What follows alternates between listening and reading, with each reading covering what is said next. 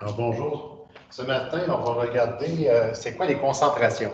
Donc, on a vu pour l'instant ce qu'on appelle les masses molaires. Les masses molaires vont nous permettre de fabriquer maintenant des différentes solutions. Donc, lorsque j'ai des différentes solutions, une solution en réalité, c'est assez simple, c'est un soluté puis un solvant. Le soluté, c'est celui qui est en plus petite partie, le solvant, c'est celui qui est en plus grande partie. Par exemple, si je mets du sel dans l'eau, à ce moment-là, le sel va être le soluté, l'eau va être le solvant. Maintenant, quand je veux parler de concentration, ben, on a déjà vu, je dirais deuxième secondaire, on a étudié un petit peu les concentrations en grammes par millilitre. Donc, grammes par millilitre, ça veut dire que je peux mettre un gramme dans, par exemple, 1 millilitre d'eau ou dans 100 millilitres d'eau. Donc, je peux faire varier aussi, je pourrais dire gramme par 100 millilitres. Donc, à ce moment-là, ça veut dire que je vais avoir, par exemple, 1 gramme dans 100 millilitres d'eau. Ça, je dirais, on va souvent voir ça justement sur des bouteilles, des choses comme ça.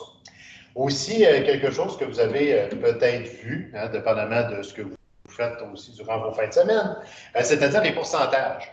Bien, les pourcentages, c'est relativement simple parce que ce qu'on veut savoir, bien, c'est le pourcentage de tel produit, donc de telle soluté dans 100 millilitres d'eau. Ça veut dire que, admettons, hein, on prend un exemple, bon, je ne sais pas, on dit, on prend de la tequila qui est à 21 dans le cas d'un alcool, ben, ça veut dire qu'il va y avoir 21 millilitres de tequila, plutôt d'alcool, hein, donc 21 millilitres d'alcool dans 100 millilitres d'eau. Donc, c'est ce qui va vous donner 21 tu pourrais avoir aussi un 5 et que là, on va marquer masse sur volume. Masse sur volume, ça veut dire que là, ça va te donner un 5 grammes sur 100 millilitres. Donc, si on donne un 5 et que dans ce cas-là, on parle surtout de masse, donc une masse, ça va être pour un solide. Donc, à ce moment-là, ça pourrait être pour un liquide aussi. Là. Si on dit 5 grammes de liquide, ça se pèse très, très bien liquide. Là. Ensuite, on va avoir ce qu'on appelle les ppm, les parties par million. OK? Donc, parties par million. Autrement dit, si j'ai un ppm, ça veut dire que je vais avoir 1 gramme sur 1 million de grammes. Ou je pourrais avoir 1 millilitre sur 1 million de millilitres. L'endroit où on va vraiment très souvent rencontrer le ppm, c'est en environnement. Okay? En environnement, on va souvent dire, OK, il ne faut pas qu'on ait plus que 240 ppm de CO2 dans l'air. Donc, ça va nous permettre de mesurer des très, très petites quantités. Parce que si on exprimait, on pourra faire la transition tantôt, si on exprimait ça en grammes par millilitre, ben à ce moment-là, on se retrouverait avec des valeurs qui seraient très petites. Et ce qui est nouveau cette année pour vous autres en sciences d'environnement, c'est sûr que les autres, vous avez peut-être moins utilisé ça, mais là, ce qui est particulier aux sciences d'environnement, c'est les moles. Ben, je pourrais avoir à un moment donné quelque chose qui a une concentration de 1 mol par litre. Façon, ici, ça serait du NaCl. Bon, à quoi ça pourrait nous servir? C'est que si, admettons, je prends un acide et une base, donc je prends un acide, je mélange avec une base, ça va se neutraliser. Quand ça va se neutraliser, bien, si j'ai pris une mole d'un acide avec une mole de base et que les deux réagissent à 1 pour 1, on pourrait dire, bien, à ce moment-là, une mole d'acide, une mole de base, je vais être neutralisé. C'est là que justement, ça peut être pratique d'avoir la notion de concentration molaire.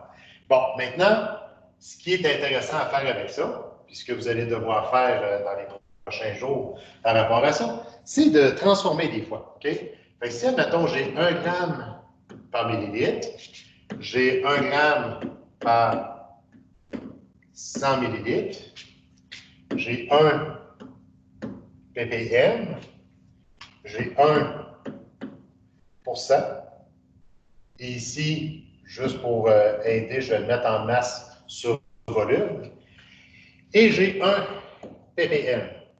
Donc, je vous dis, ça, dans le temps du confinement, mon garçon, de sixième année, on lui demandait justement de placer différentes unités de mesure en ordre croissant, puis là, il devait les convertir. Là, lui, c'était des mètres, des décimètres, des kilomètres. Là, nous autres, c'est une version 3.0, un petit peu plus tough. Fait que là, j'ai des grammes par millilitre, grammes par 100 millilitres, des ppm. Fait que là, dernier, je me suis trompé, je vais mettre, bon, mol par litre. ppm, on l'avait déjà. Bon, donc là, maintenant, il faut que je mette tout ça sur, on pourrait dire, le même dénominateur commun. Hein, vous vous rappelez, quand on additionne des fractions, c'est un peu le même principe.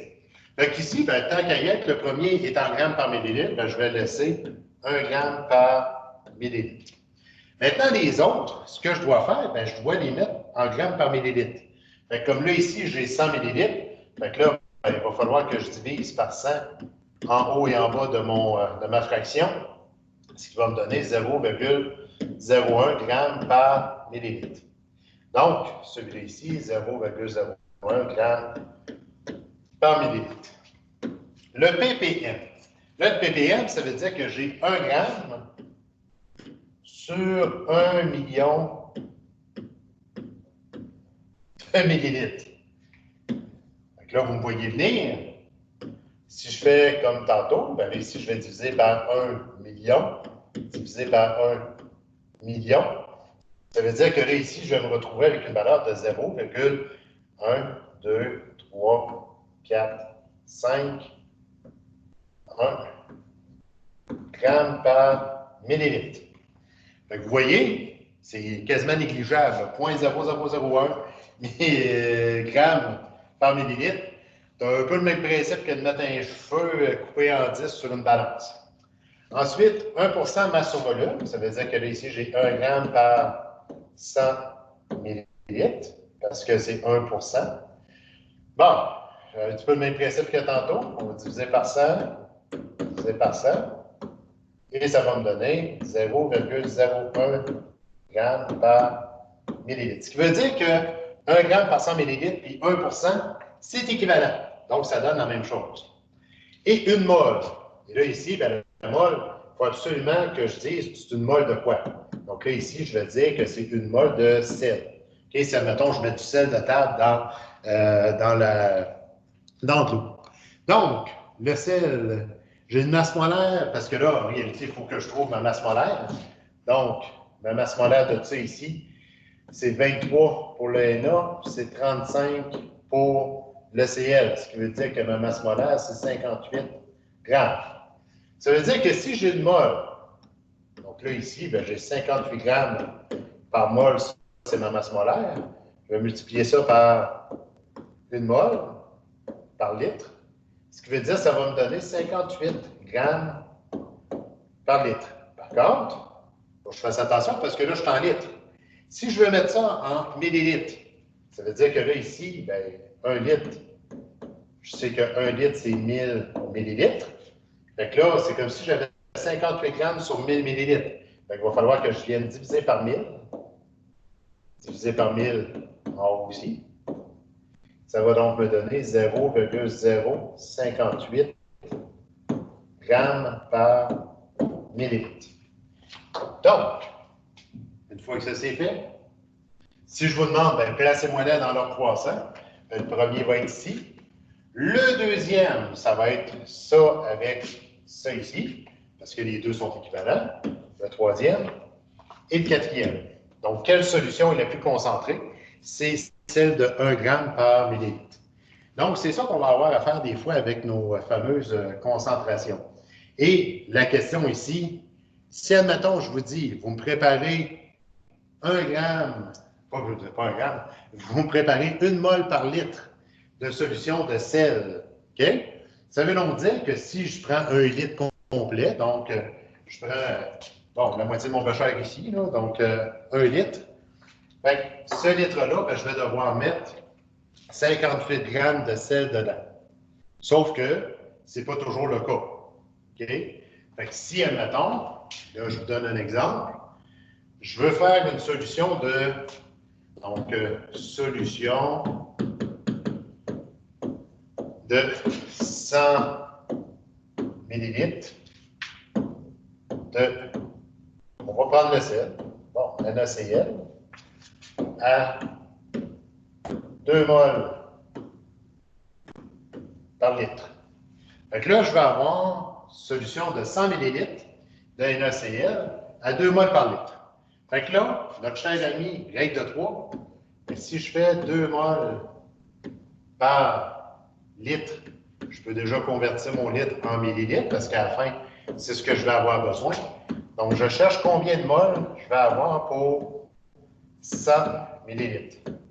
Si je fais mon produit croisé, 100 fois 2 divisé par 1000, ça va me donner 0,2 mol.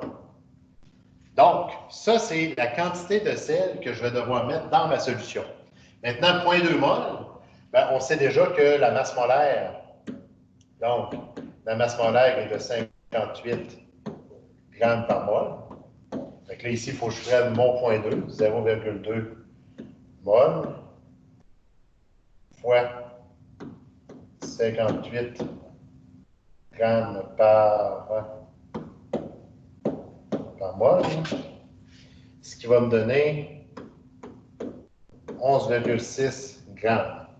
Ça veut donc dire que je vais prendre 11,6 grammes, je vais mettre ça dans 100 millilitres et ça va me donner une solution concentrée à 2 mols par litre. C'est comme ça qu'on va être capable justement d'arriver et de dire, bon, OK, voici, je vais avoir une solution qui est concentrée à tel niveau. Donc, ça, c'est la première partie de la concentration. Il va nous rester la deuxième partie où là, on va avoir à faire ce qu'on appelle la dilution. OK? Donc, ça termine là-dessus. Je vous ferai une autre vidéo sur la suite.